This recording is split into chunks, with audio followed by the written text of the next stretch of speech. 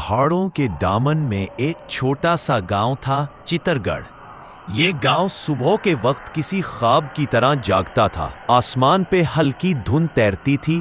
सूरज की पहली किरण जब बर्फीले पहाड़ों की चोटियों को छूती तो वो चमक उठती, जैसे किसी ने चांदी पर सोना चढ़ा दिया हो।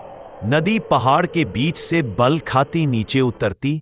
पानी का रंग नीलगू था, इतना साफ कि पत्थरों के नीचे छोटी मछलियां दिखाई देती।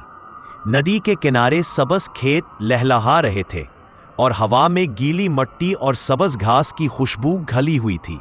इसी नदी के किनारे एक किसान हाजी इलियास अपने हल के पीछे झुका हुआ काम कर रहा था। इसके करीब दो बेटियां, नूरा और जोहा, मिट्टी में नंगे पांव चलती, हंसती, बातें करती फसल को पानी दे रही थी। नूरा 15 साल की थी। इसकी आंखों में संजीदगी और ख्वाब दोनों झलकते थे। जोहा छोटी थी, चालाक और शोख, जैसे हवा में गूंजती चिड़ियों की चहचहाट। अब्बा देखे, मैंने नाली सीधी कर दी, जोहा ने हाथ में छोटी सी लकड़ी उठाकर फख्र से कहा। इलियास मुस्कराया, शाबाश बेटी। नूरान नदी के किनारे बैठी पानी में हाथ डबो रही थी। शफ्फाफ पानी में उसका चेहरा झलक रहा था, जैसे नदी खुद उसकी मुस्कुराहट से रोशन हो गई हो। अब्बा, ये नदी कभी नहीं रुकती, उसने आहिस्ता कहा। इलियास ने जवाब दिया, जो बहना जान ले वो रुकने से डरता नहीं बेटी। धूप तेज होने लगी, पहाड़ों पर बादल मंडलाने लगे।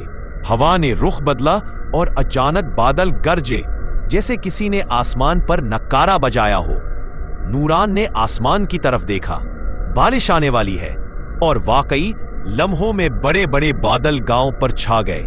पहली बूंद जब जमीन पर गिरी तो खुशबू उठी, वो मिट्टी की खुशबू जो सिर्फ देहात जानते हैं। फिर बारिश तेज हो गई, पहाड़ों से पानी तेजी से बह निकला। नदी की लहरें उछलने लगी। जोहा हंसी में भीग गई, दामन फैलाकर आसमान से गिरती बूंदें पकड़ने लगी। नूरा ने चादर सर पर रखी, मगर चेहरे पर मुस्कुराहट थी, जैसे इस बारिश ने दिल के अंदर कोई पुरानी बात ताजा कर दी हो। इलियास ने आसमान की तरफ हाथ उठाए, या रब, तेरी जमीन पर तेरी रहमत। शाम तक बारिश थम गई। नदी अब पहले से ज्यादा भरपूर बह रही थी। पहाड़ों के दामन में धुंध उतर आई, जैसे किसी ने सफेद चादर ओढ़ा दी हो। गांव के मिट्टी के घर चिरागों की रोशनी में चमकने लगे। दूर किसी के बांसुरी बजाने की आवाज आ रही थी, नर्म, पुरस्कून, जैसे हवा खुद गुनगुना रही हो।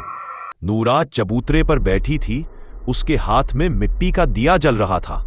नदी का पानी करीब बह रहा था, रोशनी लहरों पर नाच रही थी।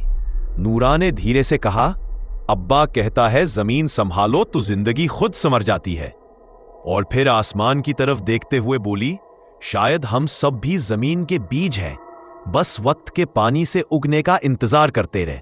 नदी बहती रही, पहाड़ चुपचाप सुनते रहे और गांव रोशनी में नहाया, खामोशी से ख्वाब देखता रहा।